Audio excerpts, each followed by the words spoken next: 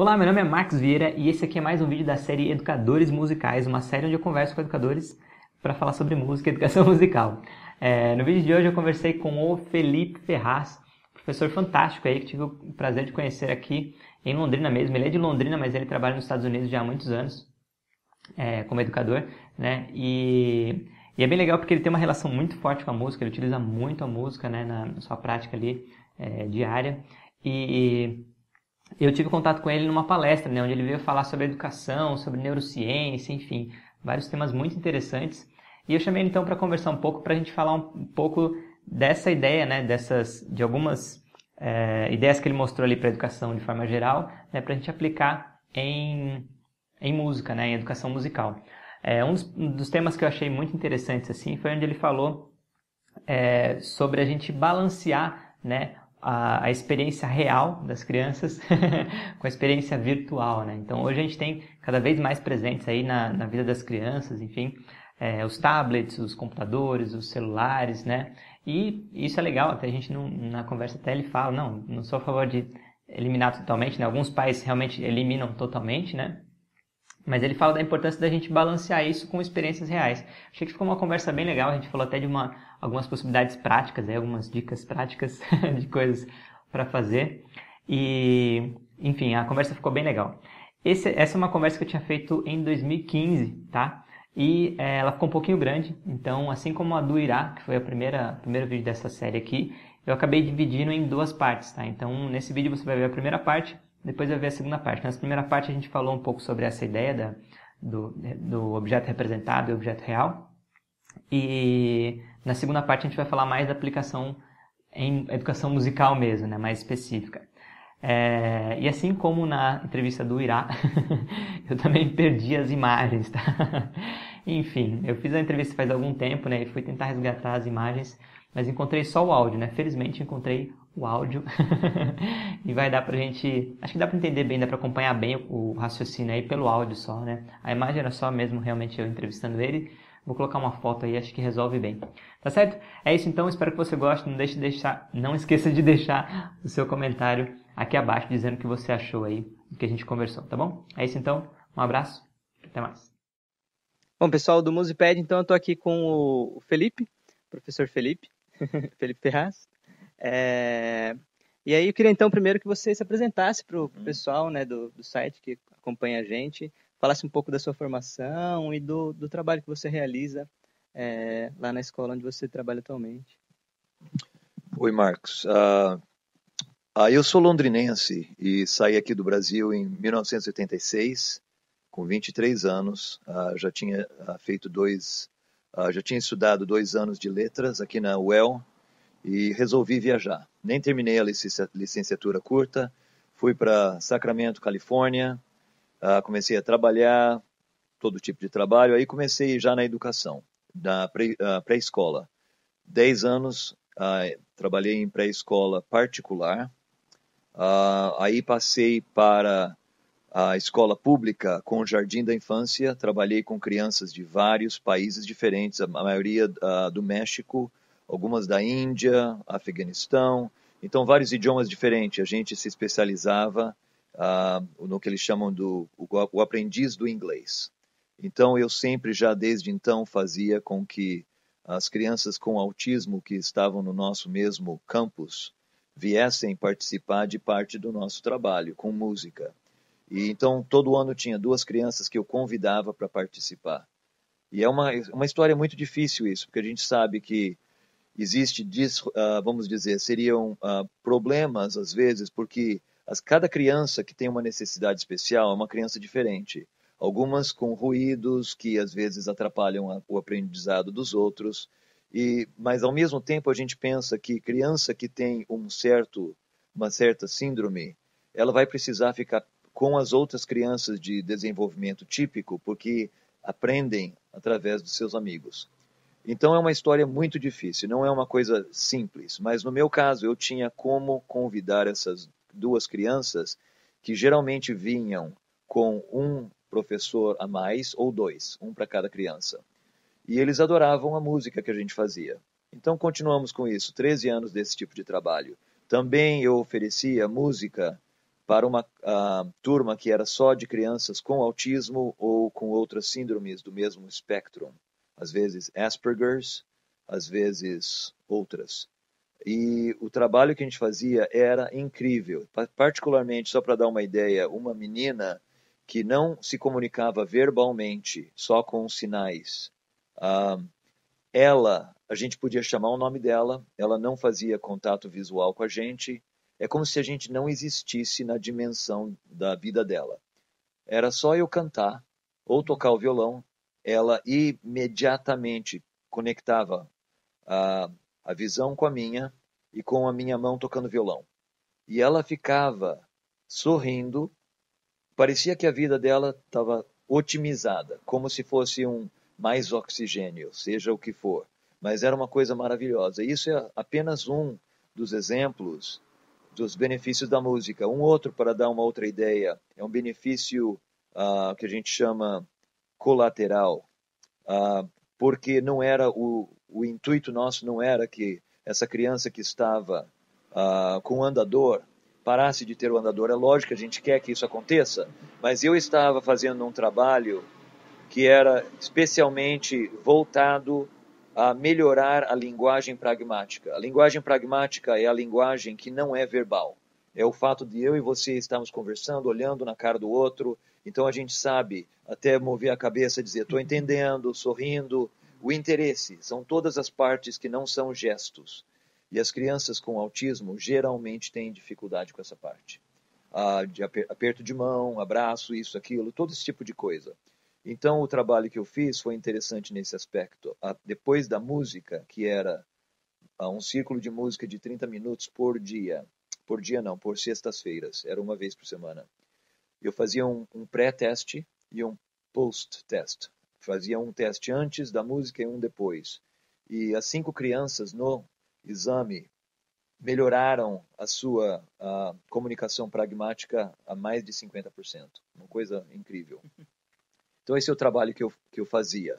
Hoje em dia, já há 4 anos, comecei a trabalhar numa escola Waldorf, em Sacramento, chamada Ellis Burney. E lá, a gente tem um programa maravilhoso. Enquanto as outras escolas públicas têm tido cortes de verbas incríveis, e as primeiras coisas que vão são a música, a arte, todo esse tipo de coisa. A nossa escola tem de tudo, do melhor, do bom e do melhor, e várias vezes por semana. Então, são vários professores que auxiliam ao professor de classe, como eu, e fazem com que as crianças tenham um programa simplesmente maravilhoso. E eu, como peguei a turma na primeira série, vou acompanhando, agora estamos na 4ª série, e vamos juntos até a 8ª. Então, é um trabalho bem diferente mesmo. E esse é o trabalho que eu tenho feito agora. E os últimos 13 anos estudando sobre o papel do cérebro, a neurociência ou a neuroeducação, o papel do cérebro na educação. Bom, e como ele falou, né, ele tem um trabalho dentro da parte de neurociência, né, de desenvolvimento, que eu achei bem legal. E eu tive contato, né, com o trabalho do professor numa palestra, né, e uma das coisas que eu achei muito interessantes foi em um momento que algumas pessoas, né, discutiram ali, acho que foi uma das partes mais polêmicas ali, que foi com relação à parte das representações, né? Então, hoje em dia a gente tem, né, talvez até um excesso aí de exposição de crianças, né? Eu lembro que você falou um pouco sobre a faixa etária de 1 a 7 anos, né, que é uma parte de formação do cérebro mesmo, né? Queria que você falasse um pouco disso. E a gente falou ali sobre essa exposição muito grande a tablets, computadores, televisão, né, que são, na verdade, representações de coisas que a gente tem ali no mundo real, né? Então, e aí, assim, por um lado, isso é uma faca de 2 gumes, né? Porque a gente pode, por um lado, com a tecnologia hoje, a gente pode trazer para a sala de aula coisas do mundo inteiro, né? Experiências, entre aspas, do mundo inteiro, mas que, na verdade, são representações de instrumentos ou de músicas do mundo, enfim. Então, assim, por um lado, a gente pode trazer coisas que antes a gente não poderia trazer, né? Trazer experiências para as crianças que a gente não pode, mas, por outro, às vezes a gente acaba substituindo as experiências reais por experiências representativas, né? Eu queria que você falasse um pouco disso, de como é que funciona isso na formação da criança, né? Muitas das pessoas que assistem os nossos vídeos, né, os nossos materiais, são pessoas que trabalham com educação infantil, com crianças até 5 anos. Então eu queria que você explicasse um pouco de como funciona isso e como que o educador poderia equilibrar essas experiências aí, né? Essas experiências virtuais e reais. Como você estava dizendo, Marcos, a gente usa tecnologia, que por sinal é maravilhosa, de maneira para fazer uma representação. E eu gosto de pensar na palavra representação e tirar daí falar apresentação. Primeiro a gente tem que apresentar. A apresentação, quanto mais real para a criança pequena, melhor. A gente diz de 1 a 7 anos, ou vamos dizer de 0 a 7 anos, por quê? Porque existem partes do cérebro que a gente chama, que são associadas com a parte inferior do cérebro, tronco cerebral e cerebelo, que são bem relacionados com a experiência no mundo real. Então, a gente pensa que essa parte sensorial e motriz, ou motora, não sei qual é o termo mais apropriado em português agora. Acho que motora mesmo. Motora. Então, vamos dizer, a parte sensorial motora, é importante que se desenvolva bem. Agora, as crianças normalmente vão querer fazer isso, vão querer brincar, vão brincar de corda, vão brincar de jogos de criança, brincar de esconde-esconde, correr, subir a árvore, brincar na terra, fazer esse tipo de coisa, se tiverem oportunidade. Quando a gente pensa no mundo de hoje e fala que não tem mais quintal, não tem tempo, a gente começa a ver que a gente está deixando uma parte muito importante da vida da criança desaparecer. E isso, de certa forma, é difícil mesmo, porque a gente tem poucas oportunidades. Muita gente viajando no carro, então pensa, vou colocar uma fita aí para um CD, o iPad, o iPod, ver um filme. Eu acho que a gente tem que realmente pensar muito nisso. Eu não gosto de dizer que a tecnologia é ruim, isso seria uma coisa muito absurda, porque na verdade tudo na vida da gente, as cadeiras, tudo isso é tecnologia, tudo isso são coisas que a gente está usando aqui na minha mão agora, tudo isso é tecnologia. O que eu gosto de enfatizar é que porque é bom para alguns não significa que é bom para todos. E nós temos aqui uma menina que está visitando agora, a mãe está aqui com a filha, então a gente pensa, essa menina está de menos de 1 ano, ou está com 1 ano agora, o que ela precisa mais é engatinhar, ela precisa estar tendo experiências no mundo real, porque tudo isso é o que faz a apresentação para o cérebro. São apresentações que vêm em modalidades múltiplas. Por exemplo, tudo que eu dei o exemplo da banana, porque você pensa, a gente pode ter um ícone no tablet que diz banana, então você coloca o dedo e fala banana, pode falar banana, plátano, espanhol, ou seja o que for. Então você aprende várias coisas. Então a gente começa a questionar qual a importância de certas dessas coisas se a criança não teve a experiência inicial, que é brincar com a comida, aprender sobre a textura da comida, o gosto, o cheiro, o som, que às vezes é bem baixo, mas a criança tem a possibilidade de ver que quando você descasca a banana, ela desfibra.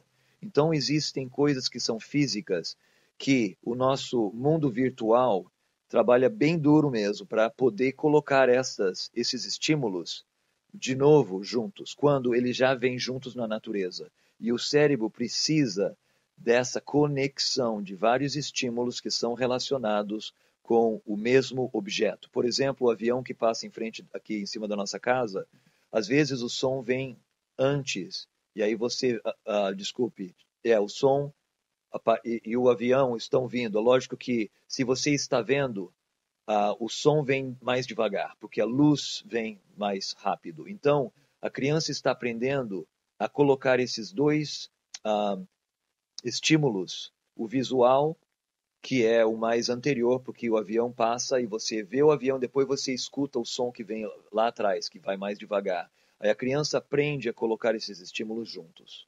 E isso é uma coisa que a criança precisa de múltiplas oportunidades para fazê-lo.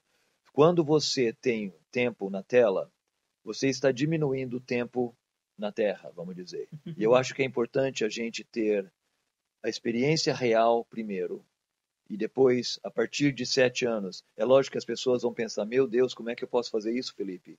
É dificílimo, porque a gente vive num mundo onde você tem os tablets, os telefones celulares, os videogames, que são de uma natureza que as crianças gostam.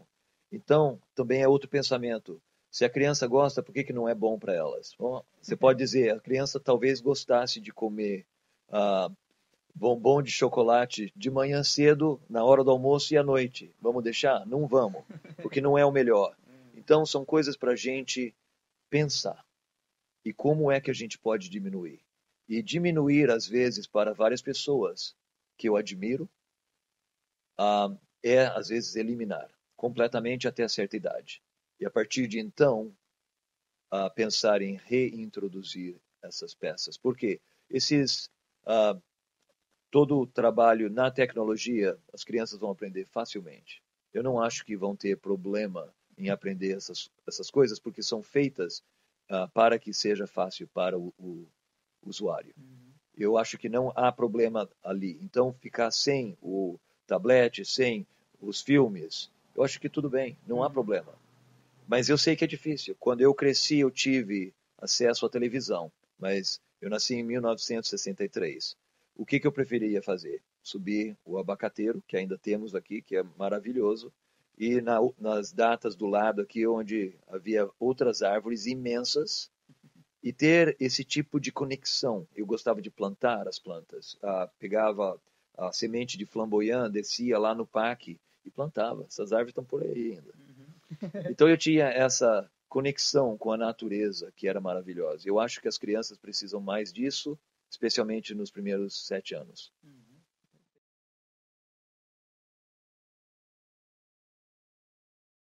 E aí, gostou do vídeo? Bom, então não esquece de, antes de sair desse vídeo aqui, clicar ali em gostei ou não gostei, se você não gostou, e se inscrever no canal para não perder mais vídeos como esse, tá? Se você quiser ter acesso a outros materiais gratuitos meus, você pode acessar o marcosvieira.com, tá? Lá eu disponibilizo e-books gratuitos e também alguns mini cursos online 100% gratuitos, tá? É só acessar lá e cadastrar o seu e-mail para receber os materiais, tá bom? Você também pode acompanhar o meu trabalho no Facebook. Na descrição desse vídeo aqui deve ter um link lá para minha página, você pode curtir e acompanhar aí diariamente também o meu trabalho lá no Facebook, tá certo? É isso então, um grande abraço e até o próximo vídeo.